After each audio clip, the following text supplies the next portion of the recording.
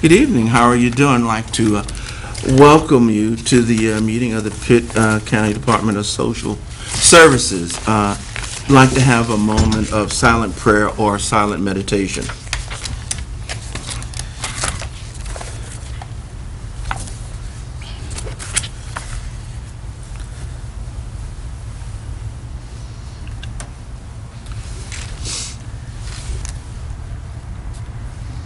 Okay. And again, I'd like to welcome everybody here. First off, I'd like to see if we can adopt or revise today's agenda. I'd offer a motion to adopt it as presented. Second motion. Okay, the motion has been made and seconded. All in favor, say aye. Aye. Okay. Minutes of previous meeting. There was on page on the first page of the minutes, the discussion about the filling of the various positions. I guess one of the things that we wanted to clarify, we had talked earlier, was the time to fill the position and the time frame out and the effect on promotion from within. And I think we wanted to add that discussion and flesh that out in the minutes. You find it near the end of the minutes, Mr. Perry, when we talked about we support the internal promotions, but when we promote within, it leaves a vacancy, and we talked about the amount of time that it takes to fill from that. Also, you wanted us to make some changes to our vacancy report, which if you look at our new vacancy report, those things have been incorporated. Yeah, and In reading these for today, their incorporation, we will get that, when I read these, we will get that along with the vacancy rate, that time frame for filling. But it came, as Mary said, as a result of, with our support, of course, of internal promotions where possible. But the amount of time that created, i.e. being lesser department filled. And we really appreciate that as we were going through the agenda, you taking in our suggestions to help us out and to understand that better. That's really helped us out, so we really appreciate you attending to that. Do we need to make any more clarifications on that to get that Move that the minutes be approved as adjusted. Okay. Motion on... Second. Okay. Motion has been made. All in favor? Aye. All those opposed? Okay, good. Okay. We'll move on to the status of the agency personnel, and that'll be done by Mr. Perry. If you look at the vacancy report for DSS Board meeting, those things that you asked for has been incorporated into the report, where we included date posted, date closed, date sent from HR, date interviewed, and date hired. So all those things have been incorporated into our new board meeting vacancy report. And if you look at it, since the last meeting, we have filled 11 positions since our last meeting. 8 of those positions have been new hires, and 3 positions have been promotions from within. At the present time, we have 21 vacant positions. We have been moving forward to get interviews, screening the applications, and we have 5 more positions that has been released by the county manager today. So we will have a total of 4 positions that froze, and the rest of the position will be in the process of either being advertised, interviews, or screened for reviews. So we, as of today, we just have 4 frozen positions. Mr. Chairman, Mr. Perry, how long does it take you? You had said 8 new that you brought in. Yeah. How long does it take you to train those people that they can take and fit into your programs and do the job that you hired them for?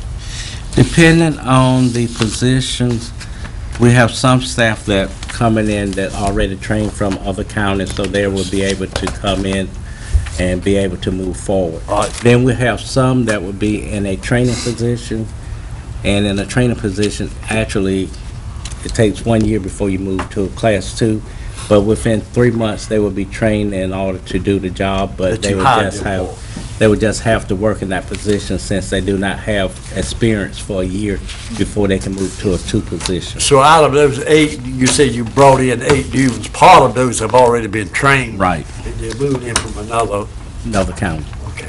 And we have some that coming in a class as 1 that will have to work in that position until they Right. All right, can move it. when you bring those in from another county, are they coming in at a higher pay position than the No, ones that you? They come in the class 2, So it's but they how? start at the entry level of a 2. We do not bring them in at salary grade 6 to 5, I think. Step 3, they come in at step 1. Okay. So we do not That's- bring them in That's at. good. We don't have to- That's good. Okay.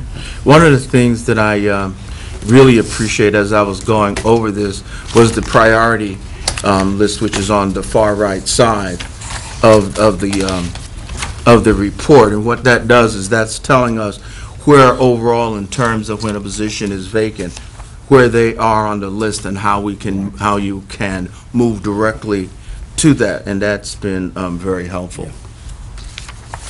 And I just want to thank Brian and Margaret for moving forward on doing the interviewing. You know, we have a lot of other things going on within the agency, PEPs and different things that require day-to-day operation, but we have moved forward to make sure that we interview as soon as possible to get those positions filled within that time frame. So we appreciate the county manager working with us and unfreezing those positions. Absolutely. Yeah. So I just want to thank him and Okay. Ms. Hardy for working with us on getting those things done. I think that speaks to the Yeah. commitment of both the county management, but the commissioners, even in these budgetary times and fiscal times and with cuts predominant everywhere, then when they allow such as this, then they both recognize the needs of so many of our citizens and do something about it. And I think that's important. Praise goes there too. And piggybacking on what you're saying, times are changing, and we're going to have to move a little quicker, we're going to have to move a little different, and hopefully smarter, and we really appreciate the effort that you're showing. And I'm hoping that we're going to get our finance officer to join us, such as Melanie and you too. I think it's good if they stay informed as to what social services is doing. I agree totally. Okay. We're going to move on to the budget amendment, and that's going to be presented by Peggy Quinn. Yes, sir. We received our allocation for the Parent Partnering Program. It's a grant, $29,486. There's no county funding in that. We also got $1,030 from Progress Energy for our Energy Neighbor Program. Again, no county dollars. We got $63.50 from Piedmont Natural Gas, Share the Warmth. We get that every year, and it's got so many limitations on how it can be spent. It just keeps rolling forward at $63.50. We also rolled from last fiscal year to this fiscal year so we could continue to spend funding that had been donated to the agency for various reasons in the amount of $37,473. The next one, we request that a social work, child support attorney position go from being at 80% to 100%. The workload has increased to the point that that's needed.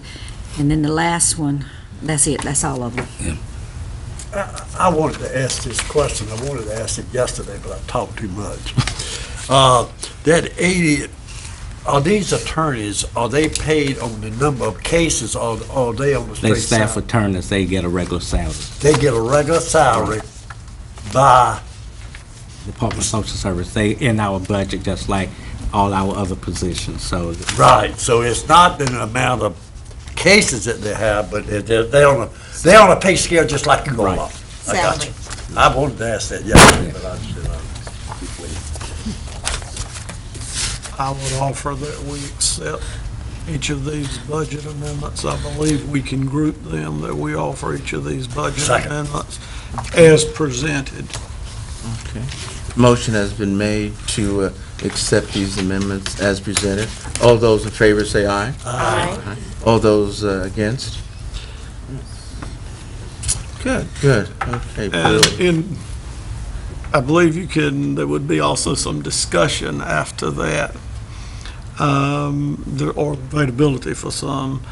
If we could, the contributions and donations, would that be monies that were for a program that, or were left over from here and there? No, sir, it's fundraisers and that kind of thing where people, private citizens donate money for, maybe for the foster care fund.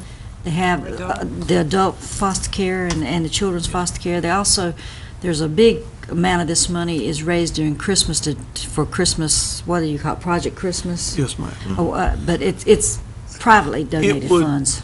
It would, I guess my question was, when it is as you've described, an intended purpose funding, then when it goes over to assist that type service in the next year. Yes, sir, I have to Yes, ma'am. maintain it in whatever it was donated for, otherwise we have to return it. Sure, thank you. the next thing is that this daycare policy, and somebody's going to explain You're it right. to us now. What we have is our daycare policy. This is just our local payment policy for child care providers. We had to go back in and put number 2. We were talking about doing the SEEK system where we would no longer be required to manage the payment for daycare, but the SEEK system is not in place yet.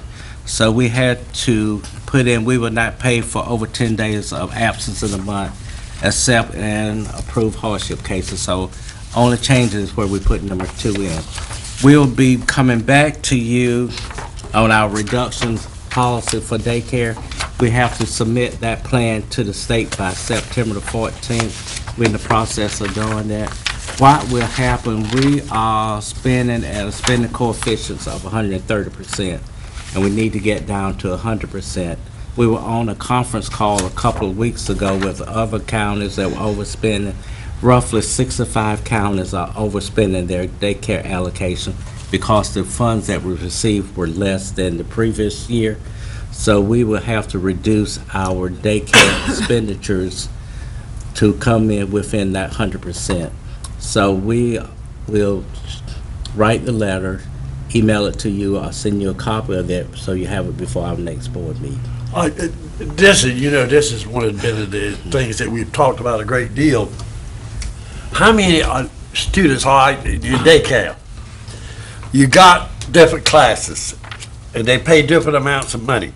And it seems like that most of them in social service, they want to get the best, which is on the natural for your child. But at the same time, a lot of times these ones they pay the most money to go, but they might not be the best.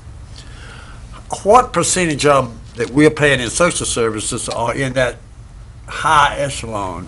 Can you answer that question for me, or is that against the law? No, not against the law. I'm trying to think. We have 3, 4, 5-star centers. Yeah, I say the know- 5.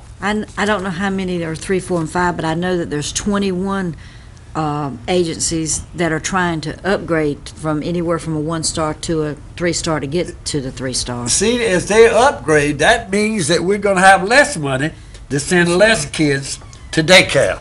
But that's been a phenomenon since they I know it has. instituted the STAR system. But that means that we're going to have more that need care that aren't going to get it. But the state is requiring that Yeah. all the centers at least be a 3-star Three-star. in order to get funding from social service. So the state is requiring that they upgrade 3 stars. at least to a 3-star. And we have, 3, 4, 5 stars, and it's basically parent choice as to what Right. daycare center. There's that one we more use. question, then I told Mary I was going to be quiet today. But what's the difference in the cost in a 3-star and a 5-star? What's the difference in the cost? Yes.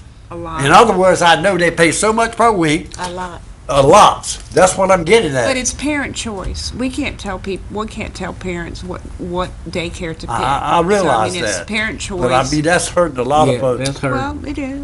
It can, but on top of the STAR system, the state can decide to do a market increase, Yeah. and increase the rates.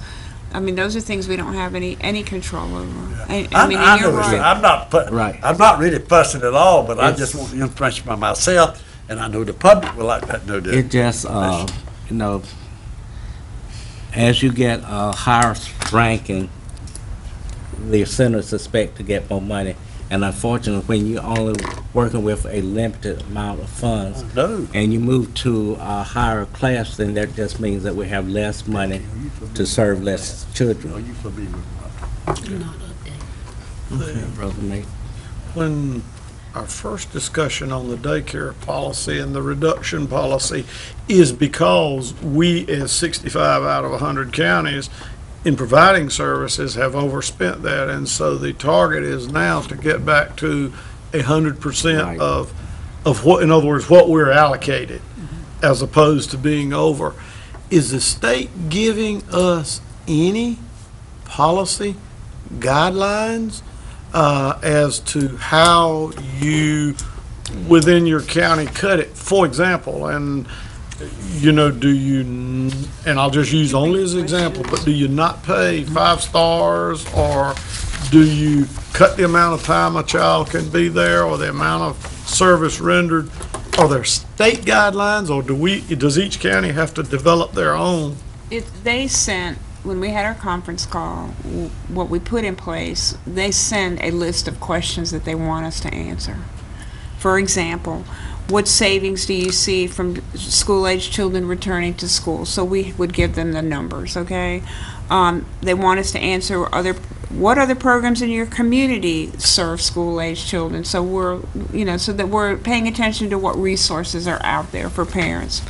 They want us to look at what savings we will realize from children enrolling in NC Pre-K, which we don't have those numbers yet. Savings from 5-year-olds starting kindergarten. So there's a series of things we have to answer, okay? PJ and I spent a lot of time putting the report together. I'm anxious for you to look at it when you get it in the mail. Read it. I would just read it in detail. So it's a business plan that we're submitting to the state, and every county is asked the same set of questions. We were directed by the state to have these in by this Friday. They don't want us to, they want to review all these submissions before any decisions are made, which I'm glad of that. But again, I'm anxious for you to read it in detail, so that when we have to revisit this next month, you'll have all the numbers and all the figures from this report. In the very bottom line here, what's going to happen if we continue to go, we're going to have to drop back on the number of students that we are paying for in the daycares. Right. Yes. That's exactly what it boils down to, and that's the reason I'm concerned pertaining to this. Yeah. In other Well, words, we with some of knew- those that's there. We knew, as we said last month, we spent every dime of what we were allocated. Yeah. And made sure that we put that in the hands of families so that they could take advantage of subsidized daycare. With the cuts that we experienced, you have to readjust. Yeah. But we're trying to readjust through things like who's naturally going to come off. Is it kids starting school? So to paint that picture and have to terminate, at the end of the day, the least number of children that we have to, okay? And you'll see that in here. Every month, the figures change. 1 month, twice as many kids may have just terminated naturally than the month before. So I mean, it's a math game every month. So. All right, to save more money and so forth, can we take those out of, instead of taking those out of 3, you take them out of 5? No. Why? Because we look at priority groups, or as I Well, shared. women's supposed to priority now. As I shared with you, our local policy is first to come off would be those that are after school and part-time. Okay. The next group to come off would be through the priority groups. Last on, first off, okay? Okay, The I program. understand that. Then you would go through the last on, first off, through your priority groups, okay? Teen parents or special needs or working. The majority of the people that we serve in subsidized daycare, probably 98% are working parents. Okay? So again, I think when you get this, if you read this, it'll answer a lot of your questions, but we can't do anything about stars or. Okay. Yeah, that's where our problem is a lot. Yeah, Is that because it's costing so much more money to keep them in. Again, we realized that was going to happen when I can't even remember now how long the stars have been in effect. 10 years, maybe, and that's always been an issue. I agree with you. Maybe we ought to do away with the stars and go with this classification level, and when they reach that level, that's it.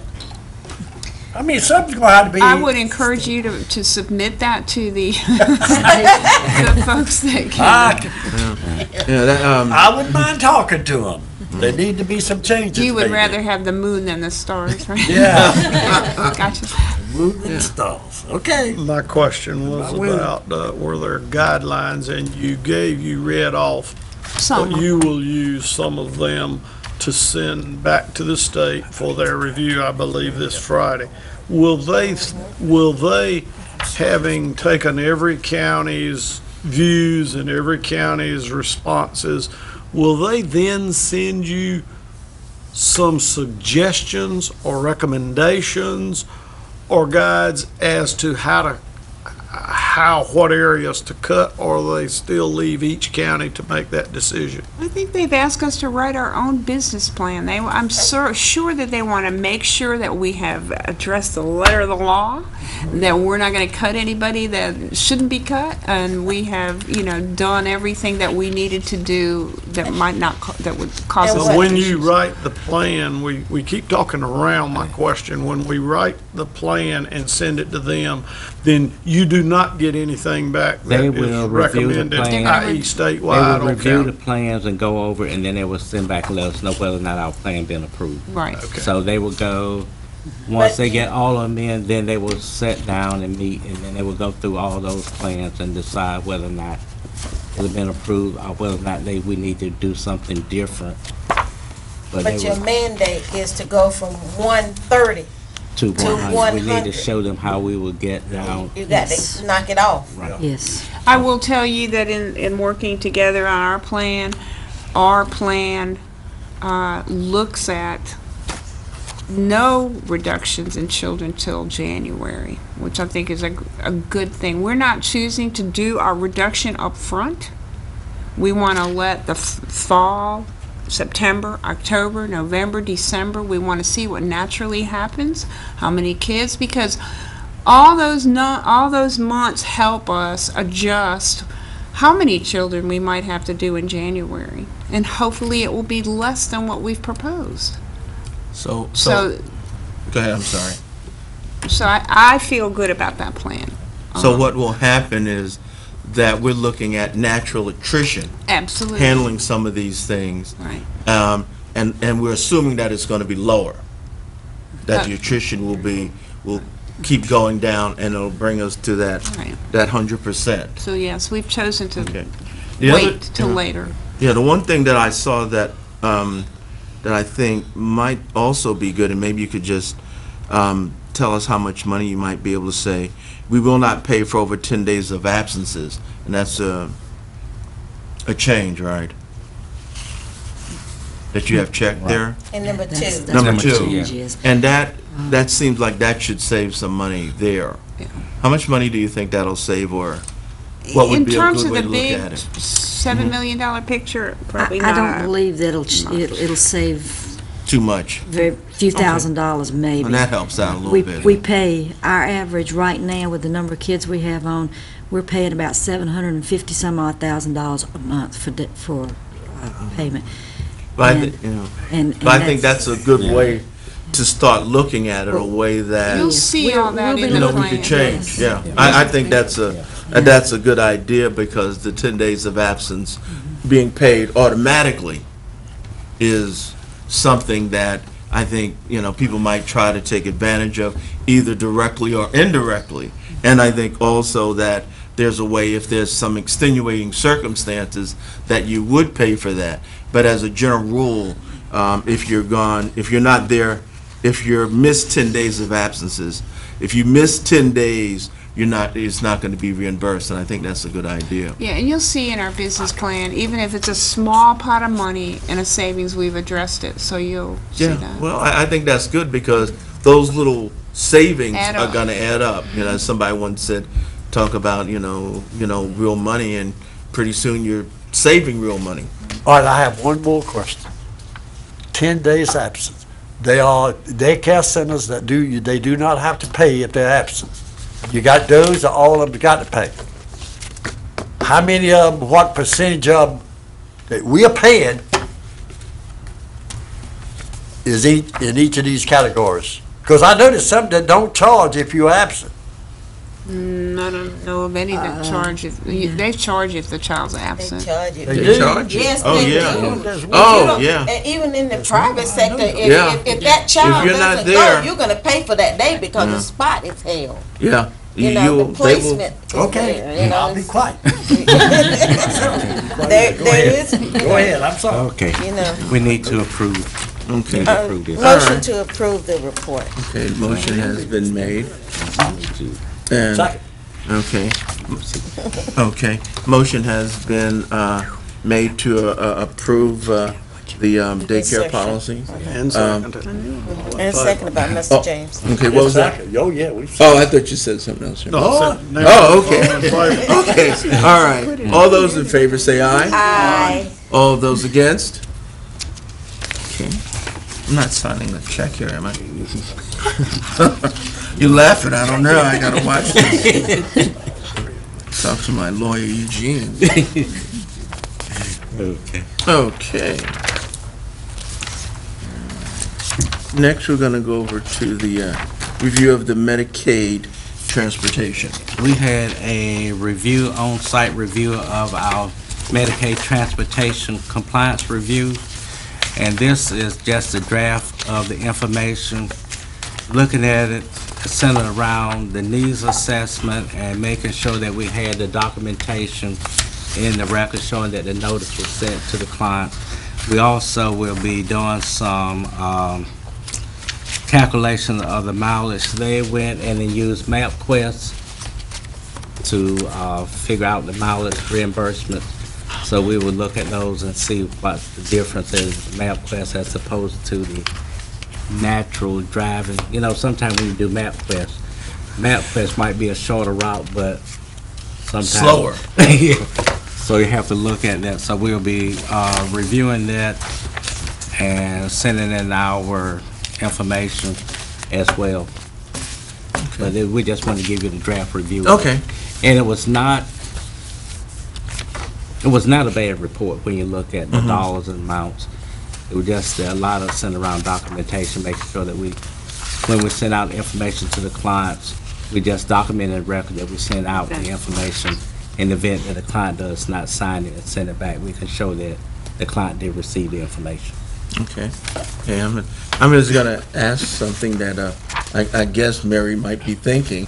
How many are we talking about? How many people are we talking about that use the service? Just a guess of, I can tell you, in a month, anywhere between 1,000 and 1,300 a month, unduplicated. unduplicated. Okay, and that means more than once, or Some, that's an unduplicated count, but some, Oh. you know, they may, some people use them like maybe 2 or 3 times.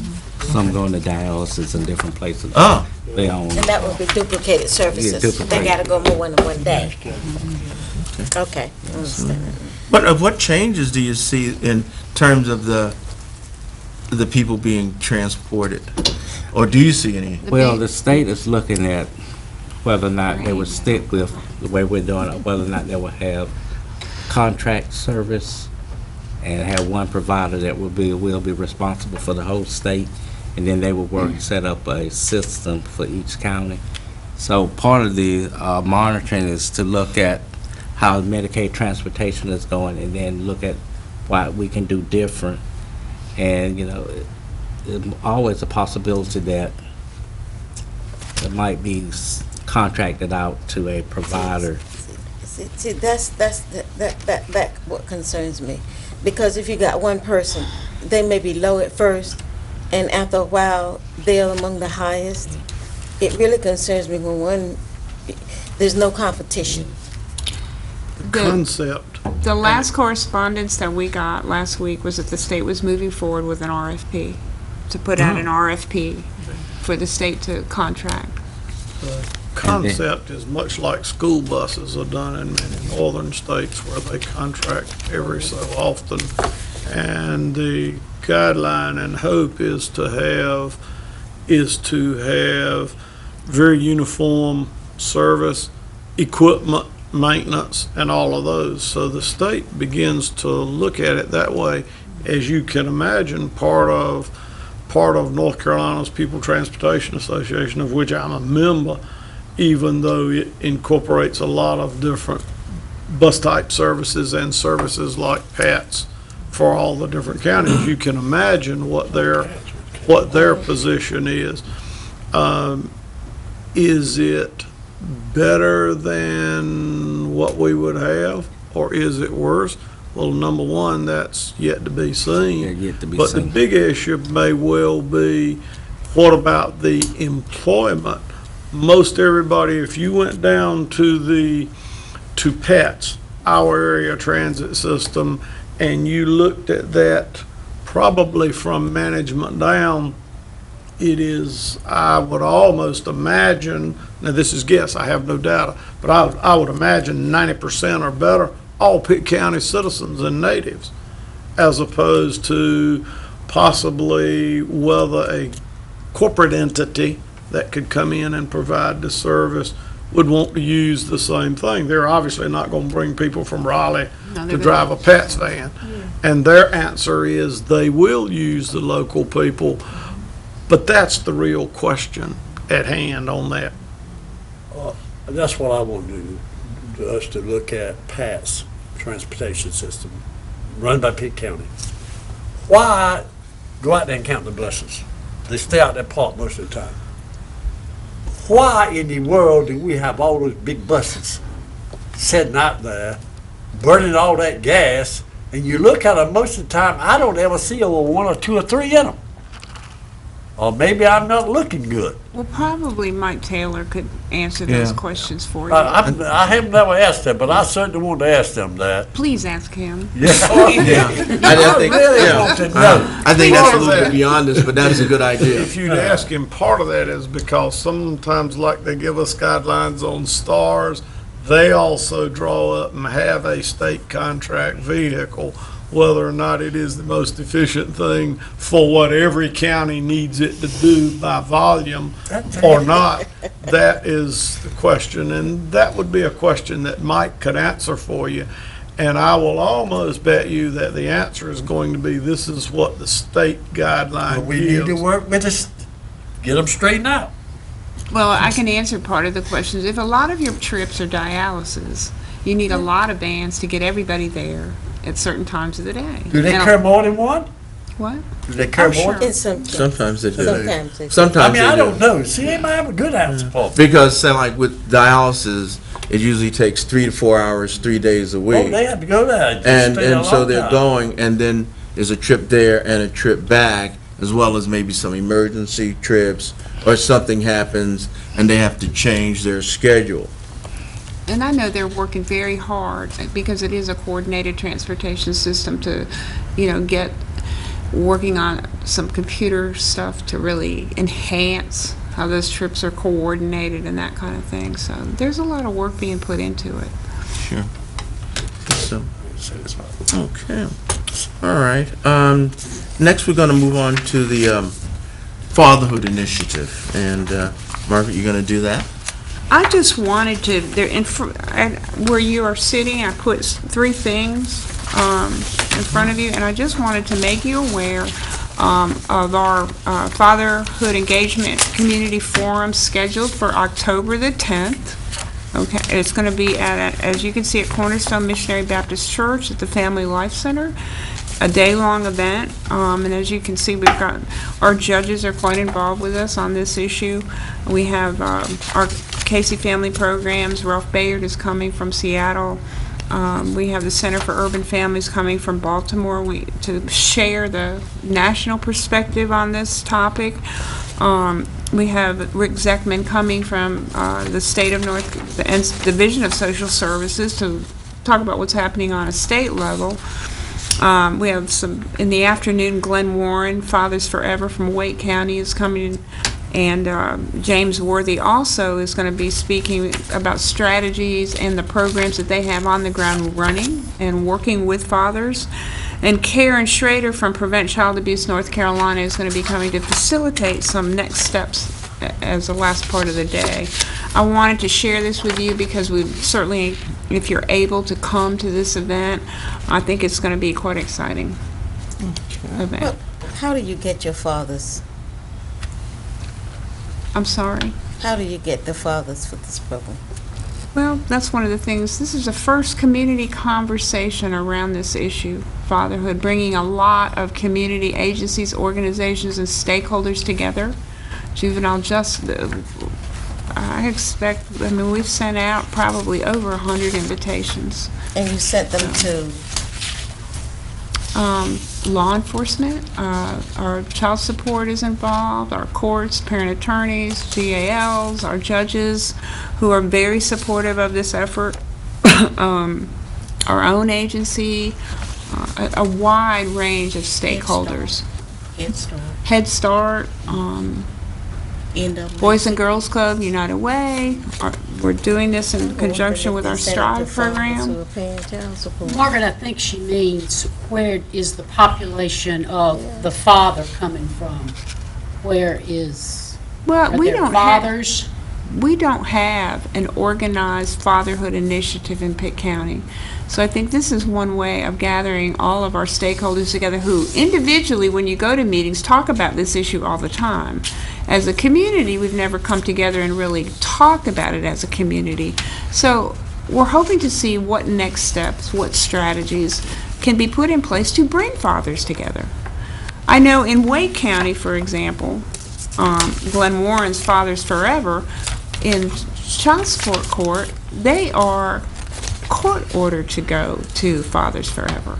So I mean, again, we're getting our feet wet, looking at what strategies our community might want to engage in. The local churches, I would think, would be a big key to both identifying and helping nurture, bringing fathers in as opposed to, or having them participate as opposed to just a mandated, obviously. Sure, You see, if you're going to require fathers, Charles, and the time is 9:30, how are they going to make the money to pay that child support? This is not for fathers. This is for agencies, organizations, and community stakeholders. This is not for fathers themselves. This is a forum around talking with our community partners about this issue. I think we're talking about a real different page. Okay, I'm sorry. I'm sorry. I misunderstood. Sorry, I didn't understand your question. Please, I'm sorry. Okay. And is this sheet being shown on the TV now or not? The sheet that we have? Is it being shown on TV? Mm-hmm. No. It's not. Okay. Because I'm providing lunch, so. Your budget. Okay. No, I'm not going to put it on the TV. Okay. Now, I was just saying in terms of how to get in touch with you. No, it's gone out to kind of. It's gone out already? Yeah. Oh, okay. And I will send your email too, even though you have yours right there. I just hope these speakers that we have pertaining to fathers are good fathers. That they are at least a father. Well, a lot of times, you have them. They don't have any children. That's right. Well, I will tell you that Judge Brady, who is scheduled in conjunction with Judge Hilburn to do our welcome, will not be able to attend, I just learned this morning, because his wife will be having a C-section right when he's supposed to be speaking. So, you know, I think that's great. Talk about fatherhood. I don't want that, every father to be talking to me about raising a kid. You know, They pay child support, they don't do a lot of things. I guess while I'm doing announcement, there's a couple more things. If You want to do that now? Sure. Sure, Also, in front of you, I wanted you to be aware, and again, we always love to have board members come and share these opportunities with us. You've heard me talk about family finding several times. Kevin Campbell, the founder of the Center for Family Finding and Youth Connect, and this is coming to our county on the 19th, Wednesday. Pretty much this is open, we're doing this to focus on our internal staff, all of our child welfare staff. He's going to again do a brief overview of family finding, how it started, talk about the latest trends impacting family finding.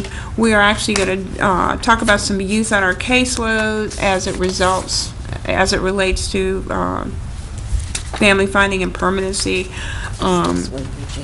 And just a question and answer session of where we need to go from here, because we've been doing this for a year now. So, you know, it's just part of the process to keep it sustainable and to keep the buy-in with staff and continue to move along and grow in this realm. How many we sending? I'm sorry. How many we send? This is for, you've got the trauma focus. This piece here is for. That's September 19th. Yeah. That's for child welfare staff. But again, I would love for any of the board members to come and hear Kevin Campbell. He's quite phenomenal person. And just one last thing, I swear. Okay. You'll see I put in front of you a copy of Your Family's Guide to Out-of-Home Care. This is a publication that we locally put together for parents, and we hope a fairly simple and straightforward way, so that when parents or children come into custody, immediately we have somebody to work with them, and we wanted to put something in their hands so that they could understand what we were talking about, understand the process involved. Why was my child removed? Where can I visit? How can I visit? The court process. What are my rights? What happens if I don't show up for court? Describes what is abuse, neglect, and dependency court. How this department's going to work with your family, and especially the fact I really like being able to share with every family, on the inside of the front cover exactly what our mission is here, and that's to help families get back together.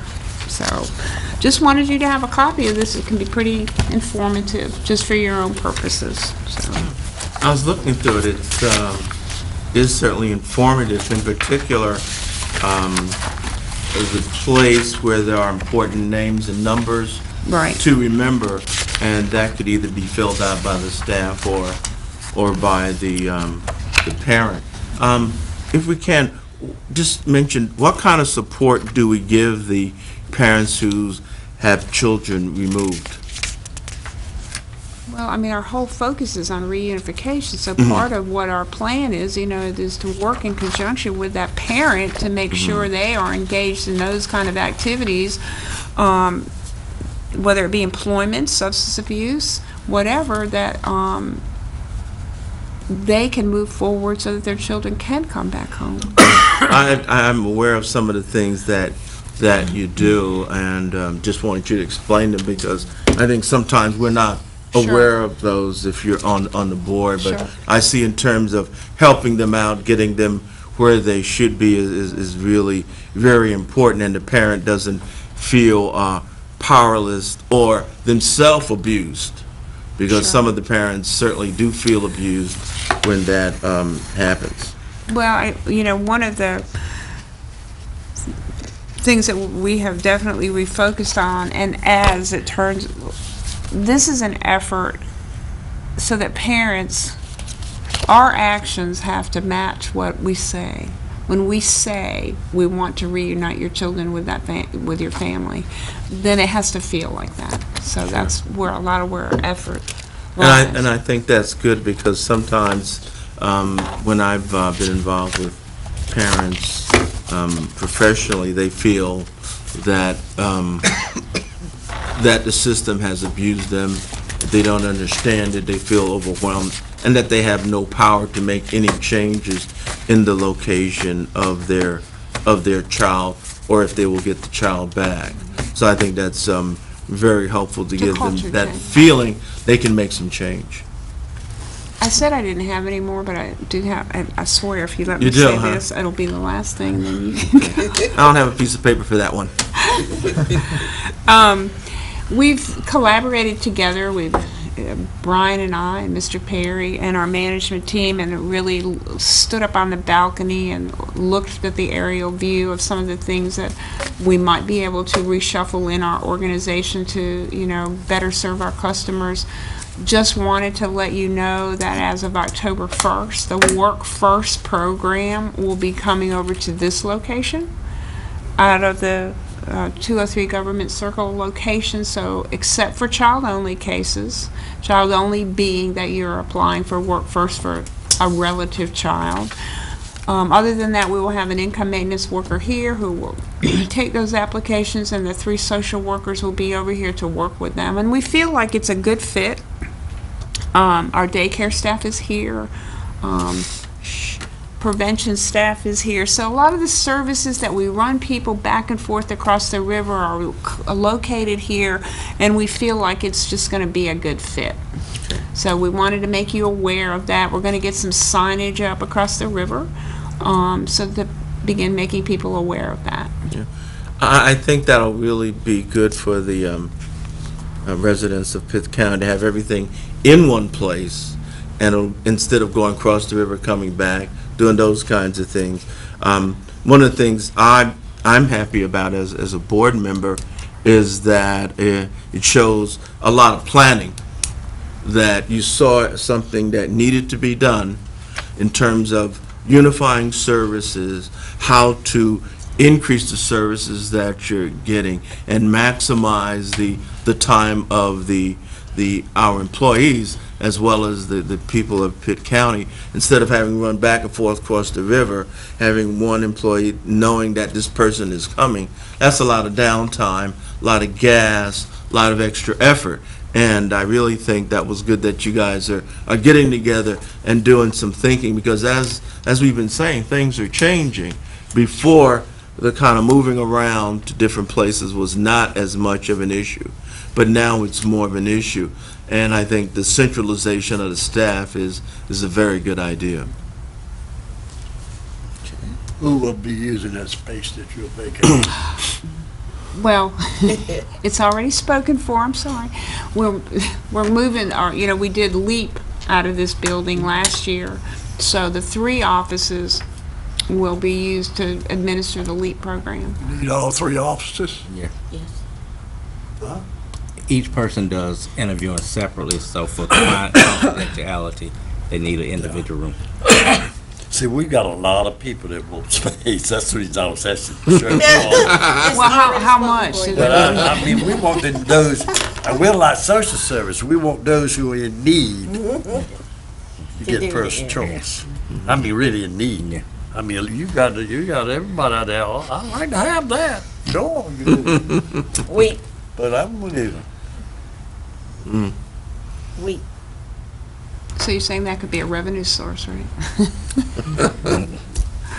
Eugene's always thinking about doing that. Okay. So we get paid for that then from, you all pay for that space? The social service pay for that space? That belongs to? Yes, sir, it's in the cost allocation plan, and Huh? yes, sir, it's cost allocated. The cost is spread over the different people, so ever how much footage we have, we do Yeah. pay for. That's another thing.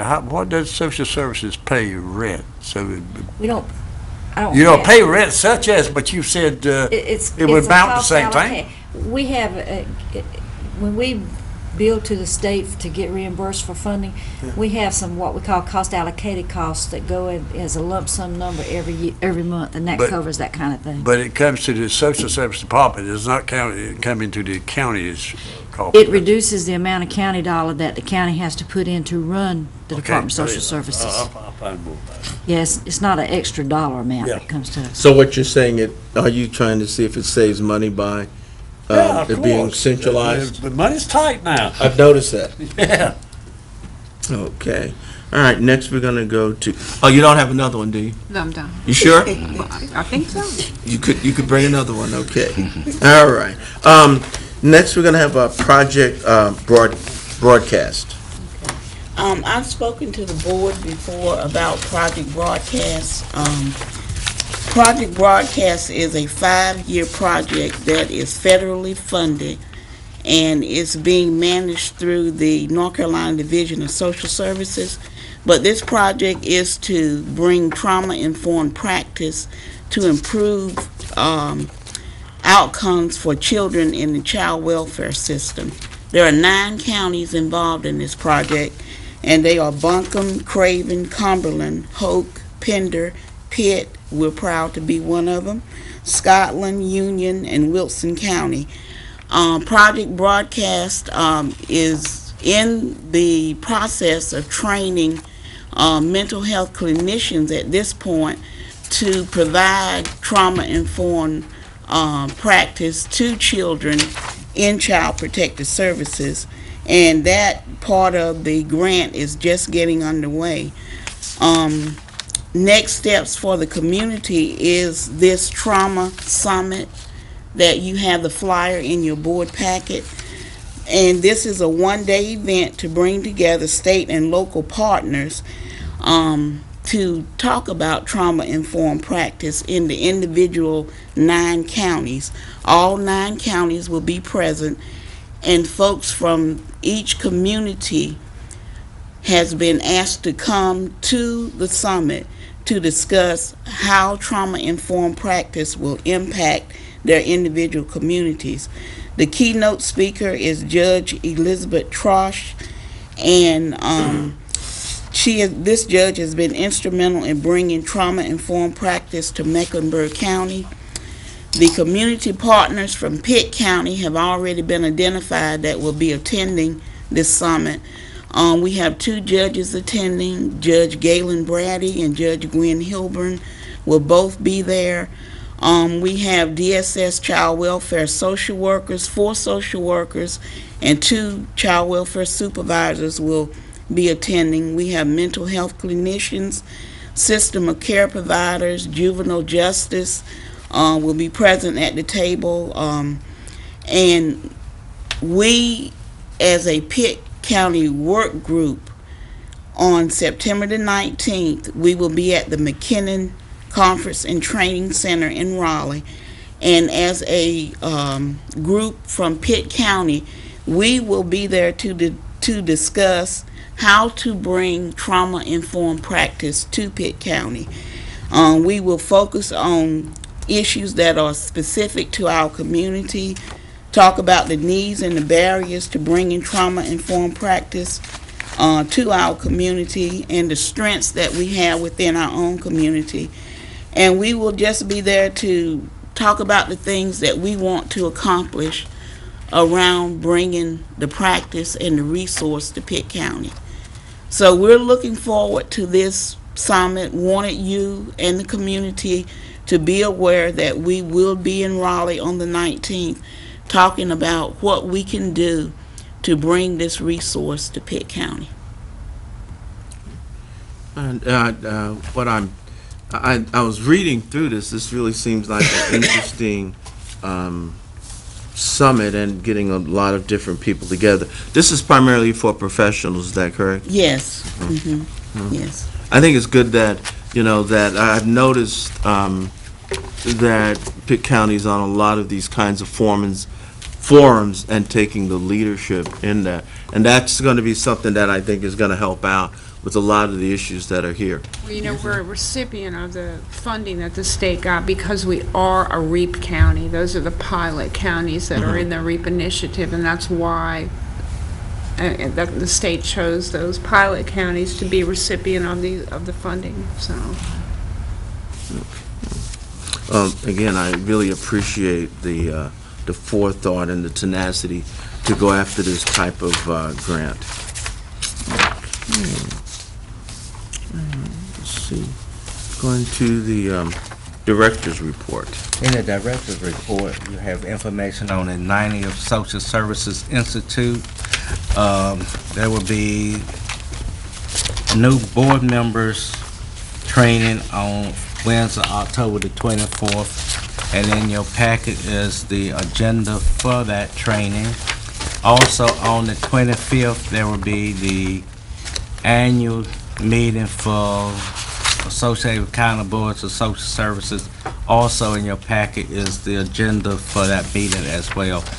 If you're interested in going, I need to know so I can get all that information submitted before September the 24th, because after that the price goes up. So if you're interested, I'd like to go ahead and get that done. And being in Raleigh, it probably would never be in a place closer than Raleigh for us to go for new board member training as well as training for board members. So, and in the packet there's a sheet for your registration form, so all you have to do just complete this registration form and I will submit it. At the regional meeting, they did ask us to encourage the director and the board to press upon the staff the importance of coming to these training meetings. They really are training sessions. They look hard to find ways of enhancing.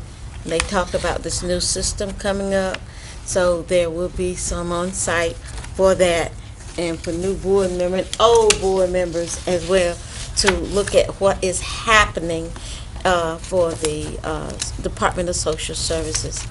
And it should be a good conference.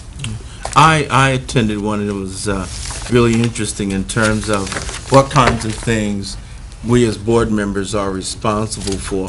A lot of the rules, a lot of regulations, but also a lot of the contact with other boards, how they're handling certain issues. So I really would encourage anyone that is interested We to go. did have a chart as to how many staff members are members of the organization, and they talked about where the staff is down and what happens and that sort of thing. So if at all possible, they're asking the directors to support with the staff the importance of joining and becoming a part of and participating in the organization. Okay. Do you have anything else? Yeah? Oh, okay.